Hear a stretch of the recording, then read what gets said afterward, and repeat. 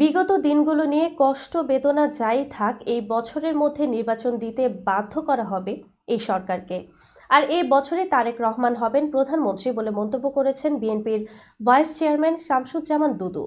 শনিবার সন্ধ্যায় পঞ্চগড় জেলা শহরের পৌরসভার সামনে সড়ক জনপদের মাঝে জেলা বিএনপি আয়োজিত জনসভায় দুদু এ মন্তব্য করেন। এর আগে দুপুর থেকে বিকেল পর্যন্ত জেলার ৫ উপজেলা থেকে দলটির অঙ্গ সংগঠনের নেতাকর্মী ও সমর্থকরা জনসভায় উপস্থিত হন। জনসভায় শামসুজ্জামান দুদু বলেন, এই বছরের মধ্যে নির্বাচন দিতে বাধ্য করা হবে। বিএনপির খেলা এখনো দেখেন নাই। আজকে ১ মাসের ঘটনায় অনেকে মনে করছেন কি ফেলে দিলেন, কি হয়ে গেলেন। ৮০০ ভাই, কারো স্বামী, কারো সন্তান এখনো ফিরে আসে নাই। বিএনপি নিয়ে কথা বলেন।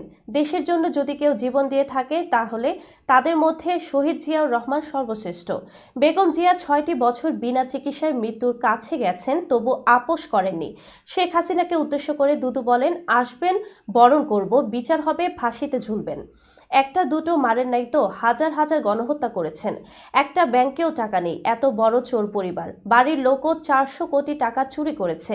শেখ মুজিব ৪০,০০০ বিরোধী দলীয় নেতাকর্মীদের হত্যা করেছেন। একদল গঠন করেছিল, মৃত্যুর পর পর্যন্ত একটা লাখ সাবান পায়নি ৫৭০ দিয়ে।